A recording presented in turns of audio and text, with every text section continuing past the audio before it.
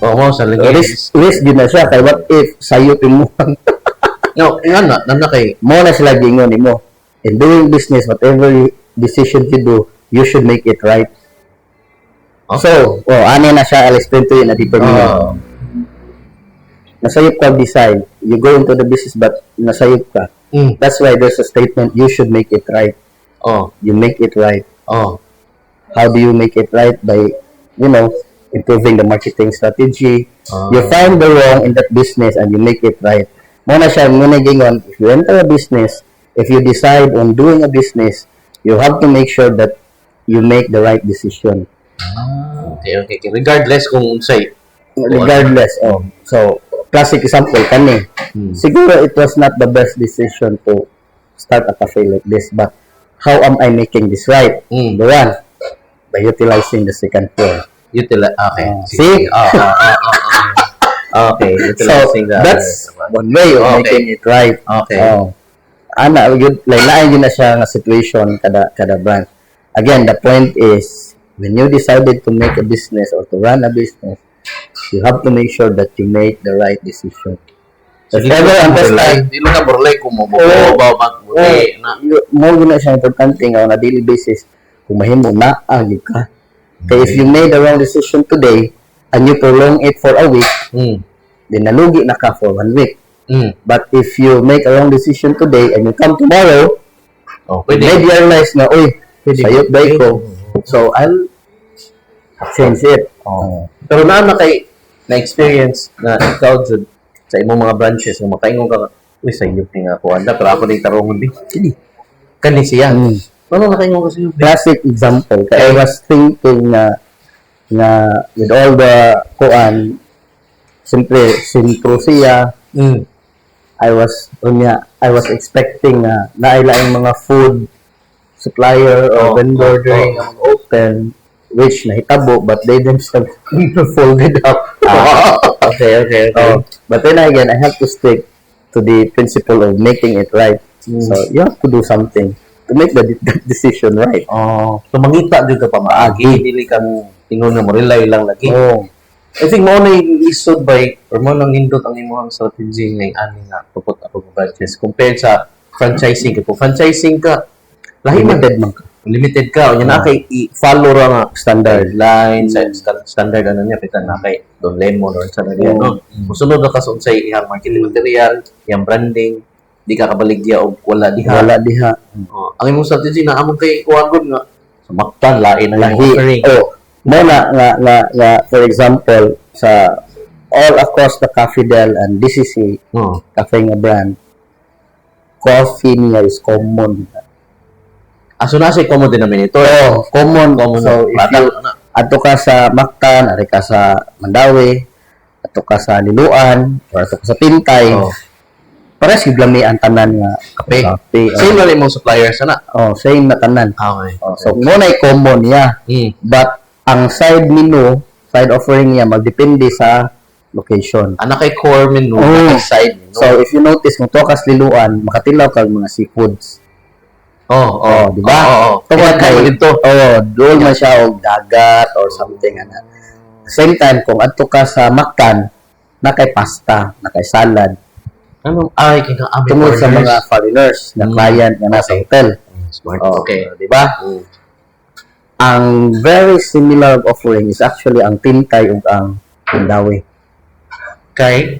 Pero lahat man sila demographics. But the environment is really pangmasa. Bantay ka nga mo ang Burger 39 at so narito Coffee 39. Mura sila sa Hongkira. Kato sa una nimo. Hongkira, tungod kay doon siya og mga university. Ma-afford sa mga estudyante. So wala na yung strategy. And that's one reason nga maglisod gid ka og franchise sa Cafe Del. Maog dito mo doon. Hindi man jud mo nang lisod. Mo na siyang lisod siya. Adapt man gud ta. But the core menu sa drinks at coffee dapat na sila. So mo na siya murag challenge diha kung if you really want to expand it. Kaya nga even ang pag-expand, tan-awon gid mo ang market location, ang target market nimo kan sample I'm eyeing sa Pardo nga location. Mo tan-aw kung adto kung say Sa lubrication. Sa Pardo. Tanaw to, di ba? Uy, bawal ka. Or ato ka sa labahan mo. Example lang niya. Mga example lang niya. Tanaw ka rito. Nahitod yung market. So, again, common ang coffee, milk tea, fruit tea, common. But ang side menu niya, which is ang meals, muna diyan maglain-lain. Mo-adjust, mo-adapt ka kay para kato siya maka-capture sa katong dito nga environment, market. Yeah, musuway din sila sa mga basic. Kinamo ko yung mga mga negosyante nga kung premium ra gyud ka. Hindi ka mo-adjust niya ilang natukuran kay kanawa I'll give you an example sa Tintay. Pag open sa Tintay, ang target niya really is to push the 39 products. 39. Burger 39, coffee 39, but we realize nga na ibang customer nga tihik sa food. Ihik sa food. So, palis lang burger 39. Kaya barato man. But they splurge on the drinks. Okay. So, orders lang premium. I-pair nila. Coffee. On the other hand, nato uban nga tihik sa drinks. Adto sa sila mo sa kuwan. Mo splurge sila sa food. Sa food. Mag-order atong pasta, mag-order atong aglio-olio.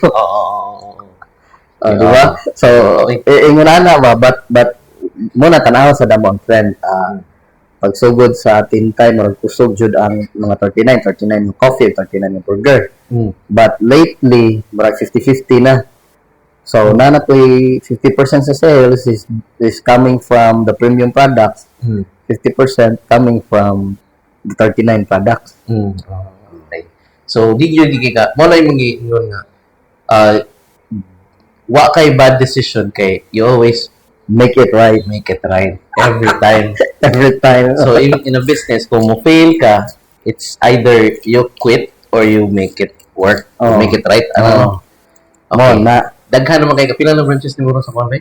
Sa ang Cafidel is upat. Asa mo na sa Cebu City kay ang Tintay. Sa terminal, no? Terminal. Mactan sa Murals. Kanya Dres Mandawi kaning sa lugar dito ba? Ibabaw, M. Sanchez Street. Ibabaw. Sige. Kanya Liluan. Katong Liluan mo to na resort. Ano nasod sa kanang resort? Number one, proximity sa cafe. I was while the operate sa cafe, nakakita ba ako sa resort niya. Sayang ba? Wala. Na taken for granted. Kanya, I realized na mas ma-expand ang business sa cafe kung works in tandem with the resort. It so happened nga, gitagaan ta og opportunity sa management owner, as a property owner, you run the resort. Pero nigamit kag lain nga strategy ato, same lang gyapon nimong bootstrap strategy. Same lang gyapon ni work siya. You work gyapon siya. Mao bitaw na nga paghatag and I will talk about the resort. Okay. Paghatag sa resort, pag ingon nila nga, okay, you run it. I-open siya as is. Kaya wala pa na siya i-improve. I-open lang siya. I-open lang. Of course, i-improve. Kuhan lang, ipalimpyo lang ang pool. So, i-fix na muna ang pump. And when that was fixed, open na yan siya. Operate. Then later on, we improve the landscape. Okay. So, ang mga client, baganto nila, last time, lapukon man siya. Lapukon? Yan, lapukon. So, karon nindot na. Nindot na nga. Ano yung natulog itsura yun? Naka-picture na to? Yeah, I can give you. Lapukon to siya. Ay, mo ganito niya. Pagkasunod, na may ganahan mag-overnight. So, we were thinking, okay, let's build the room. So, muna to nga, natukod ang tipihats. Kung sa may room, ato niya sa una? Before, naagito siya yung room, pero nabungkag pag bagyong Odette. Dito gyapon sa sod. Dili tipihat. Dili po family room. Okay. Doon siya sa katong billiard tables. Nangad to. Pero nabungkag siya pag Odette. Gamay ra gyapon ang space. Gamay gyapon siya. Sa kubo. So, mo gyapon hinay. Until such time nga mo na improve bagog lighting, na natukurag duha ka tipihats katong nasa ibabaw sa bato. which really is one of the advantage ba o kanang sa tawag na attraction ba na nindot siya tanaw nakadito nindot ito. kanya and then later on we fix the pool kunder mo tayo mga suga we fix it so asa to pump niya nindot na siya suga so kabantay ka nga active na to ihang mga suga but before wala to so ang client may si kada balik sa client that's strategy. So it's the same strategy. So lang, latest addition na is the operation of the family room. Mo ba? Pero na siya na siya sa una, but it's not under our management. Then nakarealize lang na may ilang dagat. So let's give it to them. Kuha na siyang family room. So nindot na din siya offering. Dagang opportunity na sa dito. Kung sa may makaingon ba kami nga naka-ROI na kana o going pa? Dili pa siya. Dili pa gid siya ingon na ROI na. Pero pila pa nakatuig nimong ikay nag-manage ikay nag-handle? I think a year gid. A year. March 2024 ang resort nakuha na imong assume. So a year na. A year. Sa projection nimo sa dagat. I give it actually 3 to 4 years. 3 to 4 years. I have 10 years man nga contract. So I push for the 10 years contract because I'm looking at it na makabawi ko sa investment nako in 3 to 4 years. So that the remaining 6 years will be for profit the profit. Na siya. So ma-apply na gyapon. Ma-apply na siya. Of course, naman yung maintenance. That's why you give it, 3 to 4 years. Ang kanang 1 year, allocate na mo budget for maintenance. Kung sa may, babalik ko sa cafe, bro. Kay, nakalimot ko. Ginahan ko sa inyong strategy sa pag-put up, no? Ang ako lang is, 5 years, 10 years from now, unsa may mo nakita ng growth, ano niya? Kay nanay, baka growth, nanay din na. Puan ba yun siya, no? Sa Cafe Del nga brand. I was really looking at it at, ano man na siya, murag binary growth ba? So when I say binary growth. So karon nga year sa next year duha ang ablihon mura yung ana ba next year upat the following year multiply na binary sa growth exponential binary growth. So until such time abot ganita kung mahimo at ang maximum siguro is 1 branch per month. Kung makaya. And we will stop at 5,000 branches. Kung mahimo. Diba? But, of course, it's a far-fetched, but lahat man gud ang negosyo ka nga naa kay goal. So, you goal at 5,000, kay kung masipyat kag 4,000, 3,000, that's still okay. Diba? Indot tayo mga strategy ba? Karon po kuno. Karon mo di ba bitaw eh? So tang istorya na. Karon po mo na usahay no kanang kapoy ka nang down ka. Karon na rin ko na nakabot ang tugutak. Undang undang ni mo. Diba nga? Na I started with one and I'm looking at it. Namugod ko nabasa din ako mo-mention nga. Ay na. Brand name cafe but I look at it at naka-grow sila of 5,000 in 15 years sa Philippines. 5,000 branches. So, I know you know the brand but you don't need to mention it. Okay. You research na nako. 15 years sila sa Philippines and they were able to grow it at 5,000. 5,000 branches. So sa aton kay ta mo buhat sa negosyo but deep inside natay mga information and you can always use that as reference to ang growth. So if we can be at that number within that span of years, then if we consider that business not to be successful, then definitely we can consider ourselves to be successful. What if we surpass that? We establish that number of branches but at a shorter time. Hindi kayo.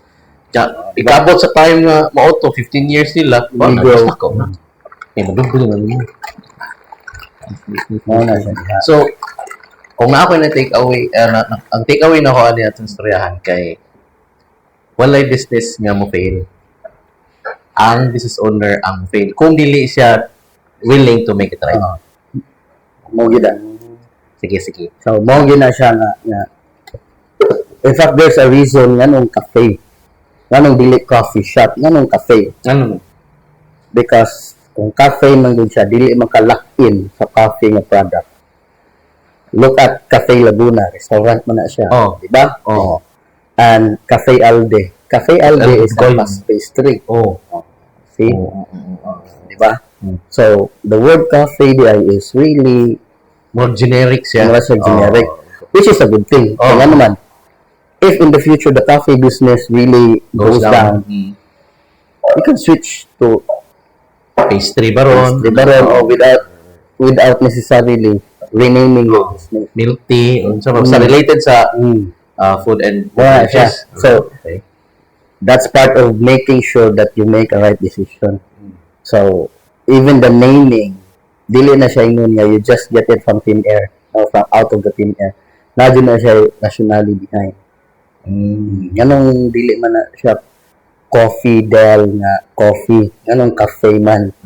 Because we're looking at it nga, di man takibaw, mukusog or muhinay, but still, you can maneuver your business to offer different product within the cafe industry.